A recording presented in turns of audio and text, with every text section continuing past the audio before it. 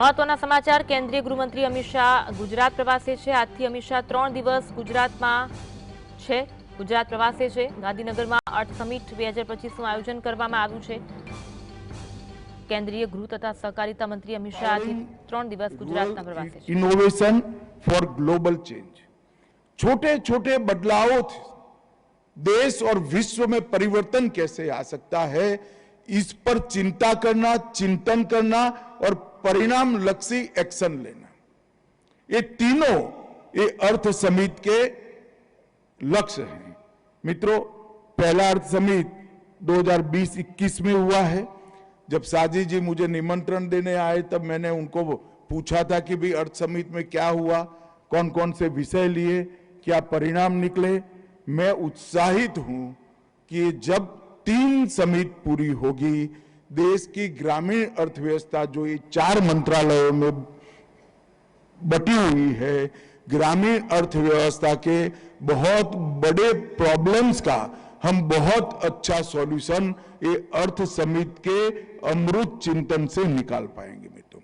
और हैदराबाद समिट ने मेरे जैसे कई लोगों को एक बड़ी आशा बंधी है और मैं मानता हूं कि गांधीनगर की ये समिट भी ग्रामीण विकास की परिकल्पना जिन्होंने सबसे पहले आज के जमाने में रखी, वो महात्मा गांधी की जन्मभूमि गुजरात में हो रहा है।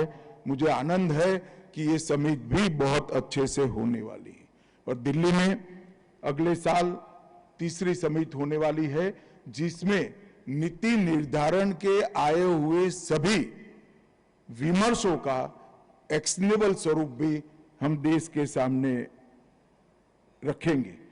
इस समिट में अब तक 10,000 से ज्यादा डेलीगेट्स, 1200 से ज्यादा कॉर्पोरेट्स, 500 से ज्यादा स्पीकर्स, 300 से अधिक स्टार्टअप्स, 250 से अधिक एग्जीबिटर्स, 50 से अधिक इन्वेस्टर और 30 से अधिक वर्कशॉप, मास्टर क्लासेस वगैरह वगैरह चीजें हुई हैं।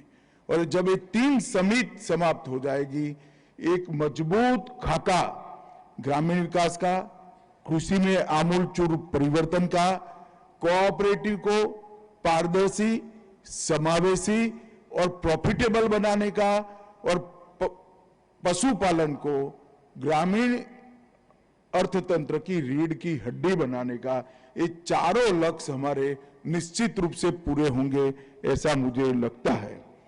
मित्रों, आज जो यहां पर समिट हो रही है उसमें गुजरात में प्रायोरिटी सेक्टर लैंडिंग का जो पोटेंशियल पड़ा है, इसको 100% एक्सप्लोर करने के लिए ये समिट मुझे विश्वास है कि बहुत फायदे में रहेगी, बहुत उपयोगी रहेगी। और टेक्नोलॉजी एक ऐसी चीज है जिसको छोड़कर हमारा कोऑपरेटिव सेक्टर आगे नहीं बढ़ सकता। कोऑपरेटिव ने भी ग्राहक की सुविधा की चिंता करने की आदत डालनी पड़ेगी। अब इसमें एक छोटा सा प्रॉब्लम था कि छोटी छोटी कोऑपरेटिव्स टेक्नोलॉजी के लिए, सॉफ्टवेयर बनाने के लिए, कनेक्टिविटी के लिए, डेटा स्टोरेज के लिए इतना बड़ा खर्च कहां से करेगी।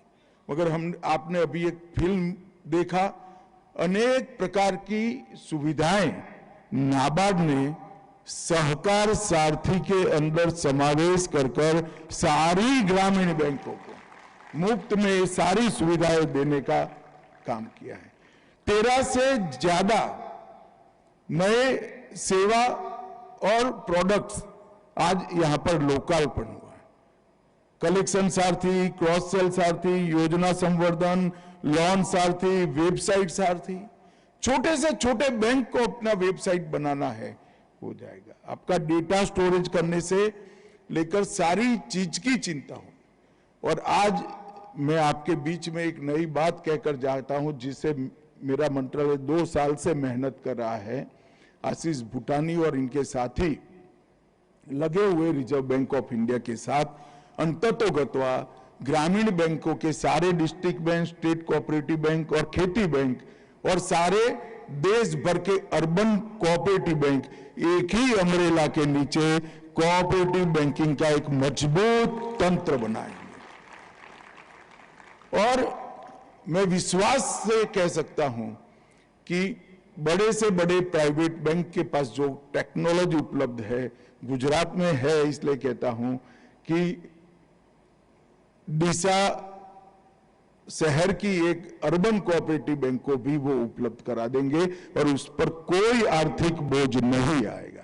हर डिस्ट्रिक्ट बैंक के साथ होगा, हर स्टेट बैंक के साथ होगा।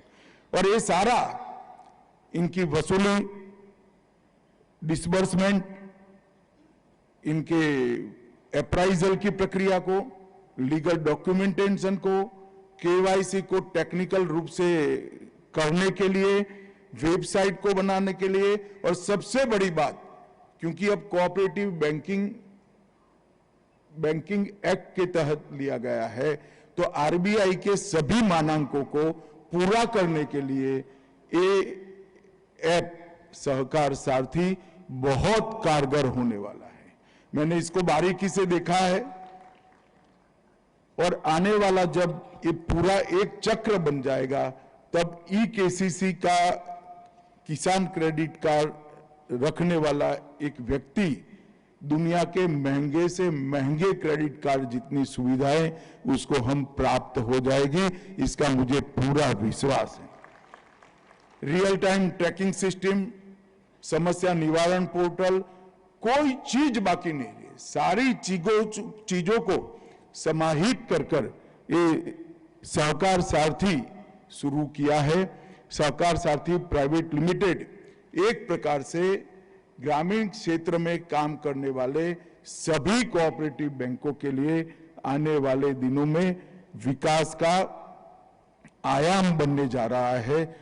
मैं ज्यादा कहना नहीं चाहता है, एक स्तर के लोग बैठे हैं, आप नाबार्ड की साइट पर जाइएगा, ये सारी चीजें आपको वहीं से तुरंत उपलब्ध हो जाएगी और ये आने वाले दिनों में पारदर्शिता भी लाएगा, हमारी पहुंच भी बढ़ाएगा, हमारी क्षमता भी बढ़ाएगा और डेटा की लेगेसी के लिए बहुत खर्च करे बगैर एक अच्छा ऑप्शन भी हम लोगों को देगा।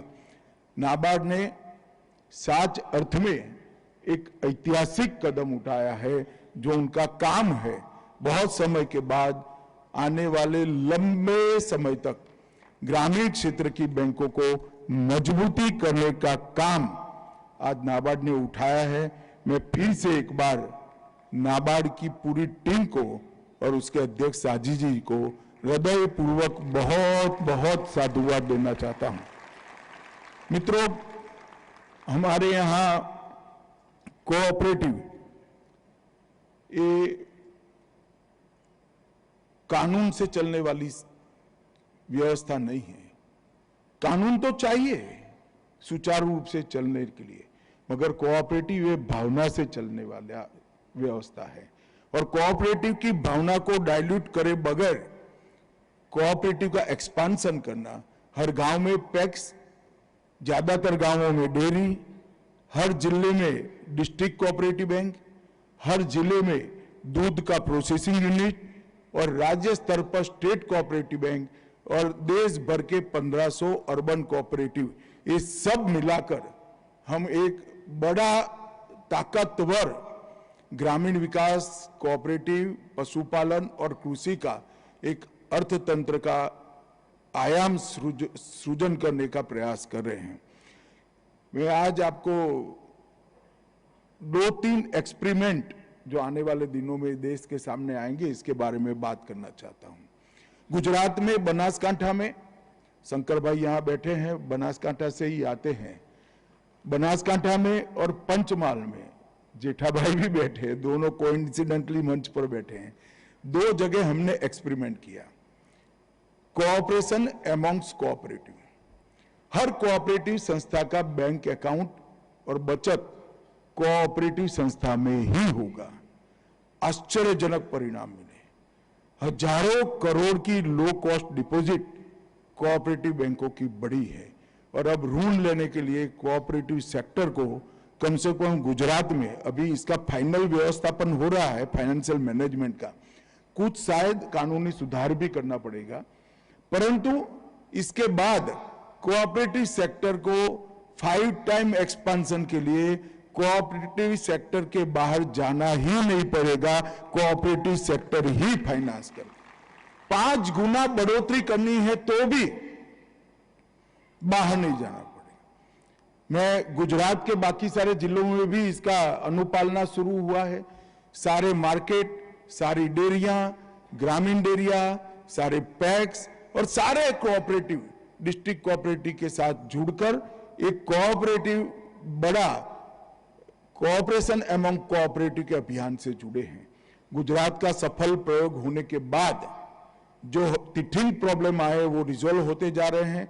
कुछ पॉलिसी डिसीजन लेने पड़ेंगे और कुछ कानूनी बदलाव भी करने पड़ेंगे और कुछ रिजर्व बैंक ने भी सहायता करनी पड़ेगी। ये सब होने के बाद हम इसको पूरे देश भर में लागू करेंगे और देश भर में जब लागू करेंगे तब जो स्ट्रेंथ बढ़ेगी वो स्ट्रेंथ कोऑपरेटिव के एक्सपांशन के लिए होगी। और इसके लिए हमने एक राष्ट्रीय स्तर पर डेटा की निर्मित कर रखी है। आज हमारे पास सहकारिता मंत्रालय के पास और सभी राज्यों के रजिस्ट्रार के पास कौन से गांव में कितनी कोऑपरेटिव है इसका लिस्ट है। जब कौन से गांव में कितनी कोऑपरेटिव है इसका लिस्ट है तो ऑटोमेटिकली वैक्यूम को आइडेंटिफाई कर लिया गया है। तो एक्सपेंशन किस गांव में करना है, किस क्षेत्र में करना है, वो आज एक सॉफ्टवेयर के माध्यम से आइडेंटिफाई हुआ है। तो जब स्ट्रेंथ बढ़ेगी, फाइनेंशियल ताकत आएगी तो कोऑपरेटिव के एक्सपेंशन के लिए जगह निश्चित है और वहां पर कोऑपरेटिव का एक्सपेंशन करेंगे। तो कोऑपरेशन एमंग्स कोऑपरेटिव एक बहुत महत्वाकांक्षी प्रोजेक्ट है जो करीब करीब 2 साल से चल रहा है, मगर मैं मानता हूं कि ट्रायल संतोषजनक रीते समाप्त हुआ है। अब कुछ टिथिंग प्रॉब्लम भी रिजॉल्व हो चुके हैं, कुछ वैधानिक बदलाव करने पड़ेंगे, वो हम आने वाले वर्ष में एक वर्ष में करेंगे। डेयरी की सर्कुलर इकोनॉमी को भी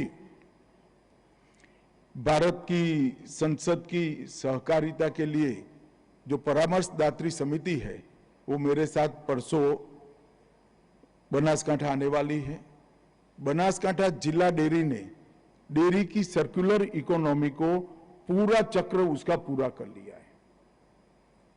गोबर का उपयोग कैसे होगा, मृत पशु की चमड़ी और हड्डी का उपयोग कैसे होगा, आज गोबर से गैस कैसे बनेगा, गोबर से गैस बनने के बाद उसका सबसे अच्छा लाभप्रद उपयोग कहां होगा, दूध के हर एक प्रकार के प्रोडक्ट अब हम उसमें आत्मनिर्भर हो गए हैं, कोई चीज इंपोर्ट करने की जरूरत नहीं, वे प्रोटीन तक सभी चीजें आज भारत में बन रही है।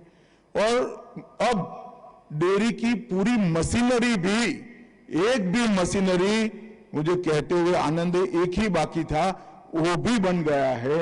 एक भी डेयरी की सर्कुलर इकोनॉमी के लिए मशीनरी विदेशी नहीं है, सब हमारे देश में ही बन रहा है। तो एक प्रकार के डेयरी के क्षेत्र में सर्कुलर इकोनॉमी को समाप्त कर दिया गया और गन्ने की सर्कुलर इकोनॉमी के लिए हम काम कर रहे हैं। अथक प्रयास के बाद डेयरी की सर्कुलर इकोनॉमी गुजरात के डेयरी के कर्ता धर्ताओं ने किया है और वो मॉडल आज देश भर के डेयरी सेक्टर के लिए उपलब्ध है। मैं आशा करता हूं इससे किसानों का मुनाफा बहुत बढ़ेगा, क्योंकि कोऑपरेटिव सेक्टर में जो मुनाफा आता है अंततोगत्वा किसान के पास ही जाता है।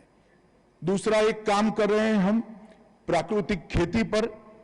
प्राकृतिक खेती वो विश्व के हेल्थ के लिए बहुत जरूरी है। मुझे पूरा भरोसा है, अभी मैंने कृषि मंत्रालय के साथ मीटिंग कर एक लिस्ट मांगा था कि कितने किसान इस देश में प्राकृतिक खेती अपना चुके हैं। तो 49 लाख किसानों ने प्राकृतिक खेती अपना लिए, सर्टिफाइड 49 लाख किसान, 49 लाख फार्मर्स जिनके पास सर्टिफिकेशन है कि वो खेत में जो बन रहा है, जो पैदा कर रहे हैं, वो ऑर्गेनिक प्रोडक्ट है। अब ये ऑर्गेनिक प्रोडक्ट को सबसे बड़ा प्रॉब्लम ये था कि इसकी विश्वसनीयता क्या, ग्राहक को कैसे मालूम पड़ेगा कि ऑर्गेनिक प्रोडक्ट है। कोई भी ऑर्गेनिक प्रोडक्ट के नाम से अपना माल का दुकान लगा देगा।